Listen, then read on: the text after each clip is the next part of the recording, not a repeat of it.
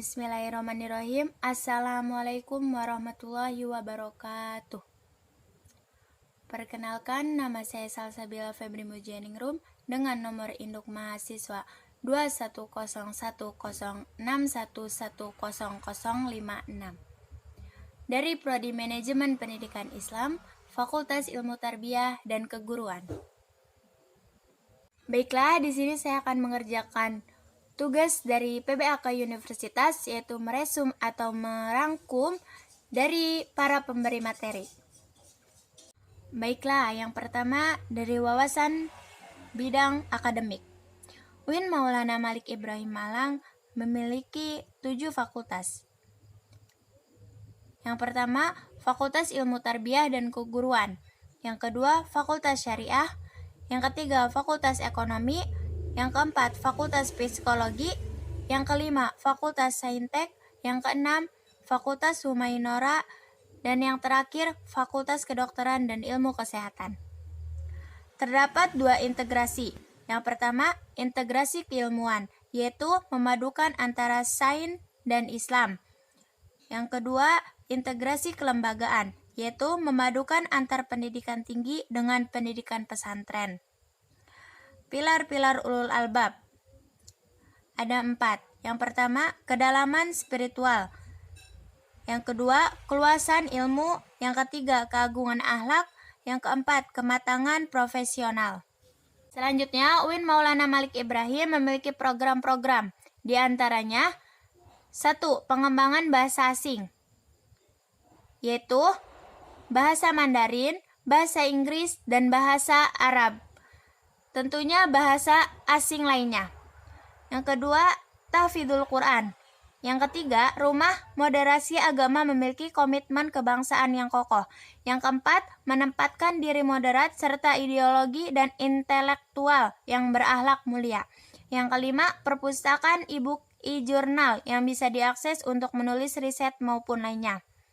Proses pembelajaran kampus dimulai dari semester 1 sampai 8 semester, dengan total kurang lebih 100 SKS penelitian, PKL, KKM, ujian komprehensif, hingga wisuda nantinya.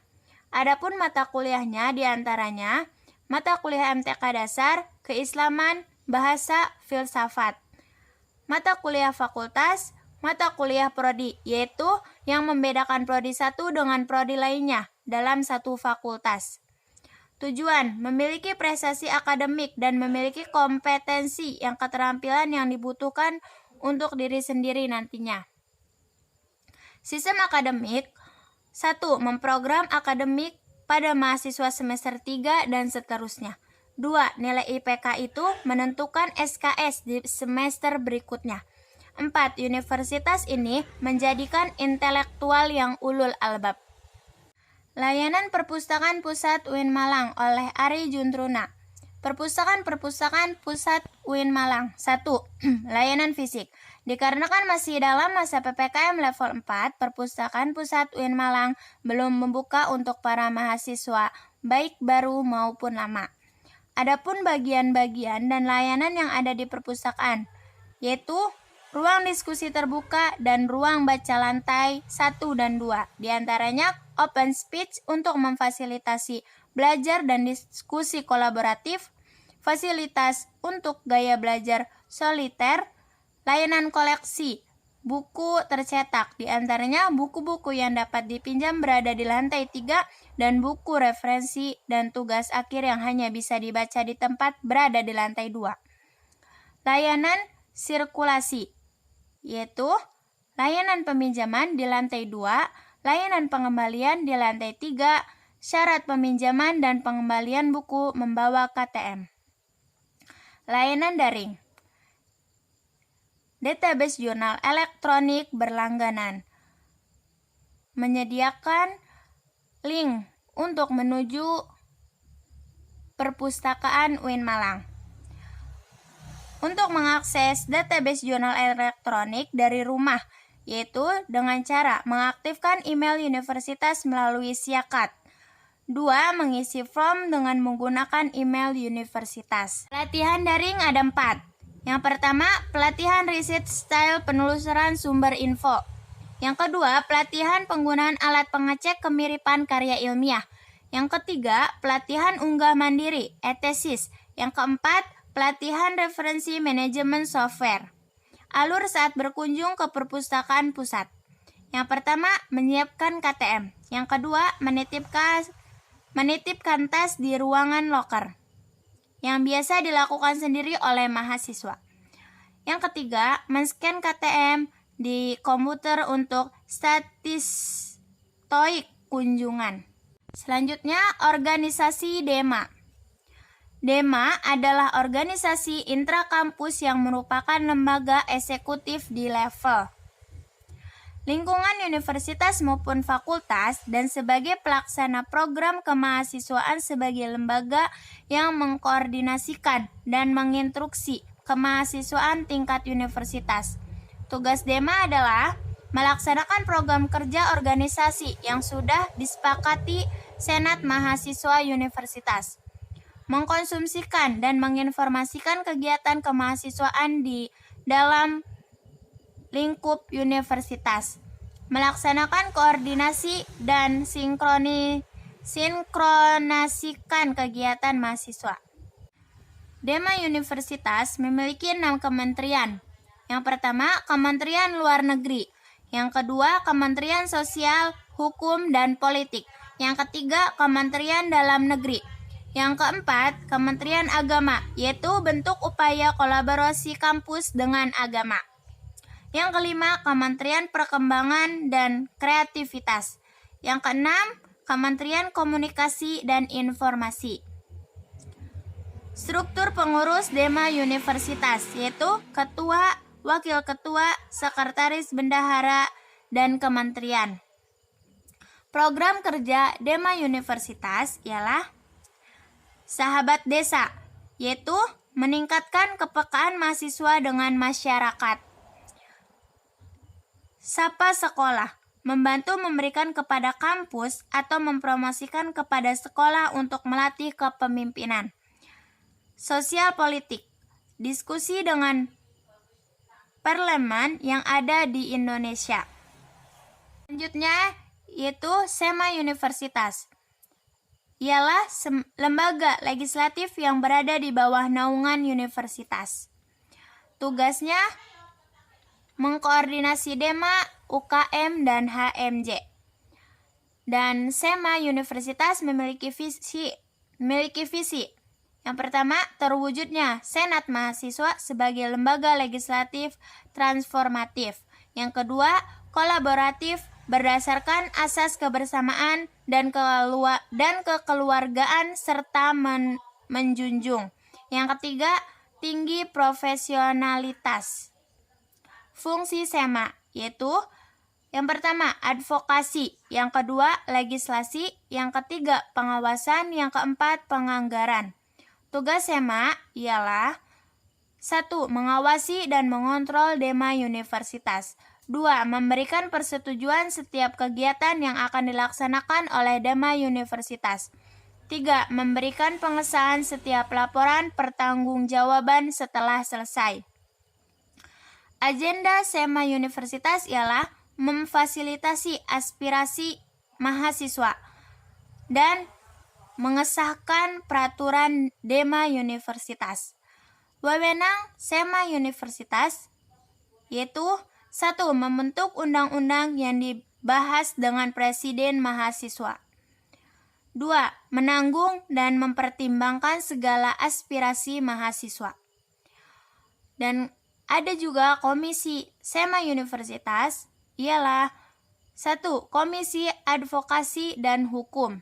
2. Komisi Organisasi dan Kemahasiswaan, ialah mengawal Ormawa di seluruh UIN Maulana Malik Ibrahim. 3. Administrasi dan Keuangan, yaitu pembuatan peraturan administrasi. 4. Informasi dan komunikasi, yaitu alat publikasi terkait kinerja SEMA Universitas.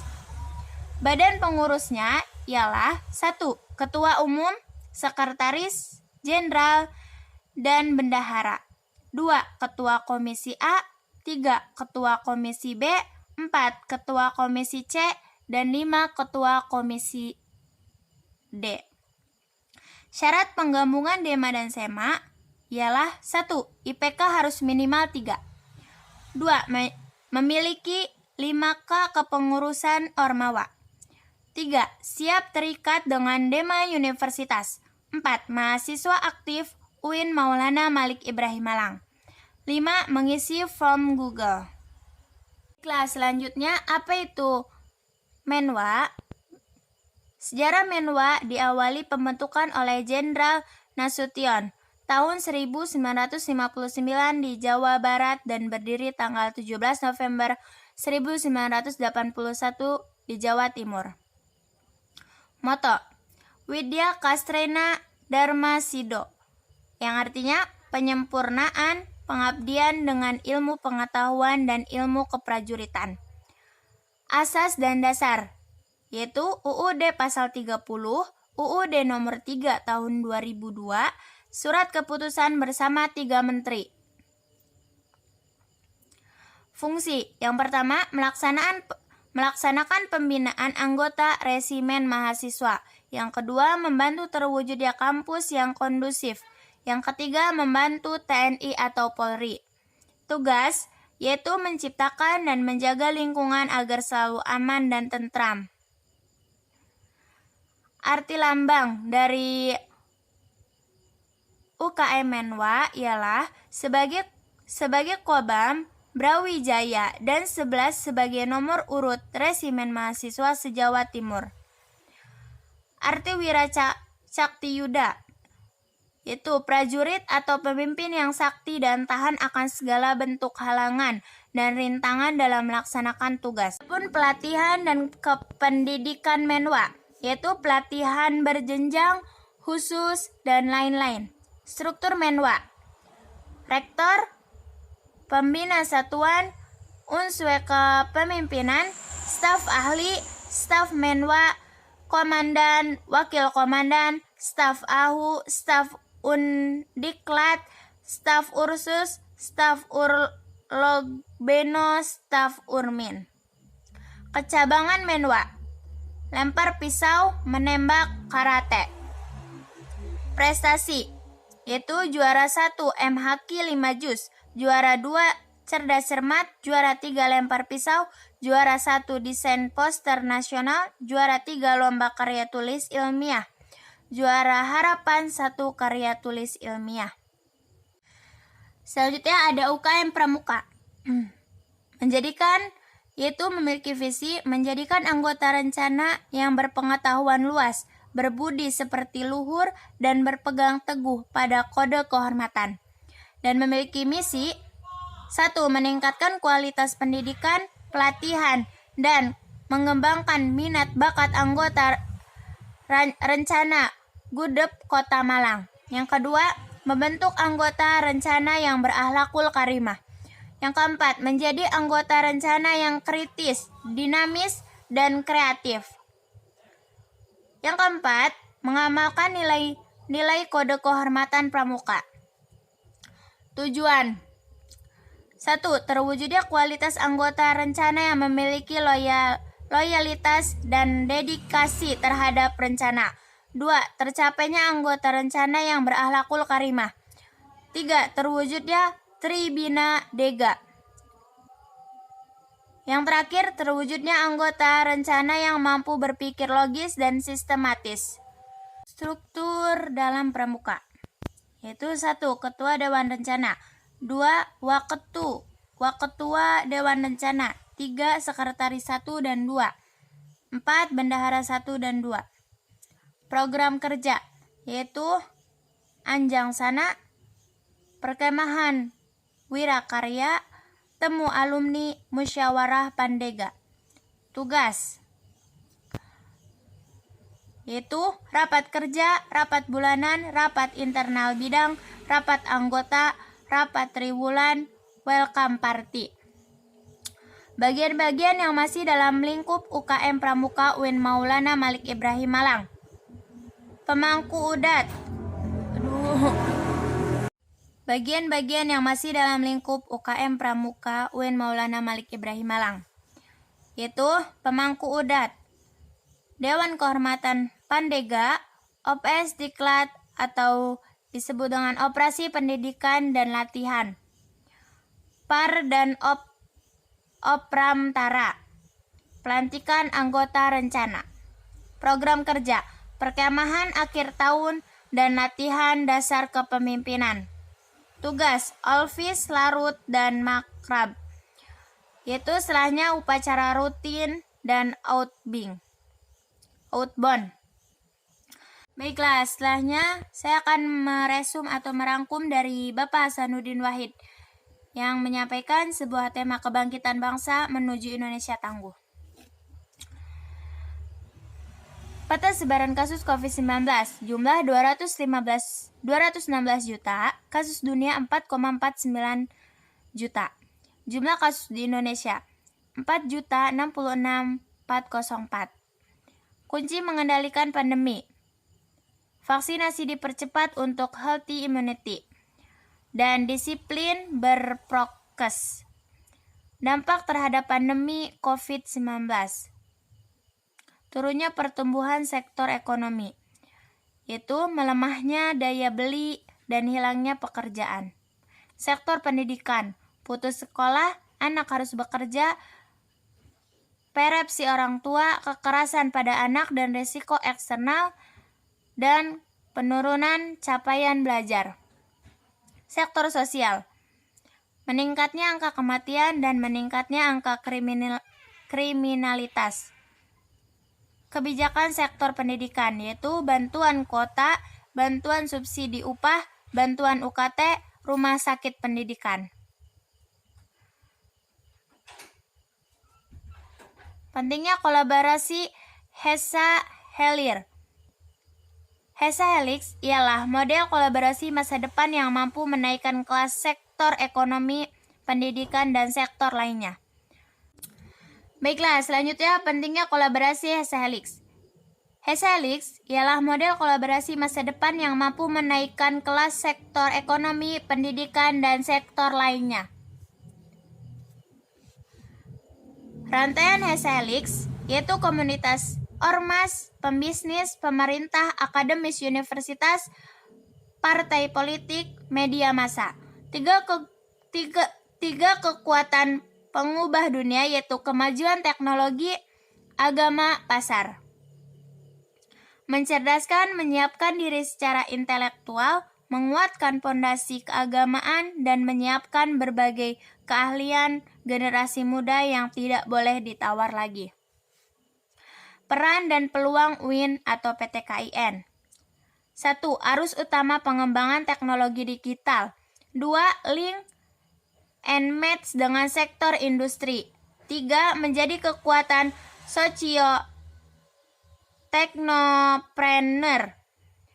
Yang terakhir, epicentrum ajaran agama inklusif. Menjadi generasi unggul. 1. Keagungan moral dan spiritual. 2. Gandrung ilmu pengetahuan. 3. Memiliki digital quotient. 4. Kesalehan atau peduli sosial. Baiklah, selanjutnya saya akan meresum atau merangkum dari Bapak Basri Zain yang menyampaikan tema sebuah moderasi beragama di NKRI. Definisi moderasi yaitu secara etimologis wasatiyah berarti jalan tengah atau middle path, posisi tengah, berkeadilan. Secara terminologis, pemahaman atau praktek keagamaan yang menjunjung tinggi kesetaraan, keberagaman, toleransi dengan berpijak pada prinsip tawazun antara rasio dan logika, teks serta konteks. Dasar teologis yaitu Al-Quran Surah Al-Baqarah ayat 143. Beberapa hadis Sahih Bukhari. Kenapa moderasi relevan dan urgen di Indo? Karena 1. Karakter Islam sebagai agama rahmah lil alamin yang menjunjung tinggi beradaban dan harmoni inter dan antar pemeluk agama. 2. Historisitas Islam Indonesia atau masuknya Islam Nusantara via dakwah not war. Yang ketiga, karakter masyarakat di Indonesia yang lekat dengan kesatuan dan harmoni. Akur tradisi Hindu, Buddha, dan lain-lain. We are not Middle Eastern Arab. Dan terakhir, ideologi bangsa Pancasila dan moto Bhinneka Tunggal Ika. Selanjutnya ialah peran mahasiswa UIN Maulana Malik Ibrahim. Yang pertama, mahasiswa harus memerankan diri sebagai agent of change dalam menguatkan dan mendesiminasi agenda moderasi. Yang kedua, mahasiswa harus mengedepankan kepentingan kebangsaan dan keagamaan yang sesuai dengan prinsip moderasi. Yang ketiga, mahasiswa UIN harus cerdas, akademik, religius, dan kebineka tunggal ikaan. Dapat kita simpulkan, dalam kondisi seperti ini, sudah seharusnya kita bersinergi dan berkolaborasi baik pada jajaran pemerintah, mahasiswa, ormas, dan masyarakat luas. Disiplin dan kesadaran diri menjadi kunci dalam menanggulangi pandemi. Sebagai bangsa Indonesia, harus memiliki cara pandang, sikap, dan praktek agama dengan toleransi, anti kekerasan, dan berkomitmen pada kebangsaan. Baiklah, cukup sekian dari saya. Saya Salsabila Febri Mujianingrum, mohon undur diri. Jika ada kesalahan, mohon dimaafkan. Walahir, wassalamualaikum warahmatullahi wabarakatuh.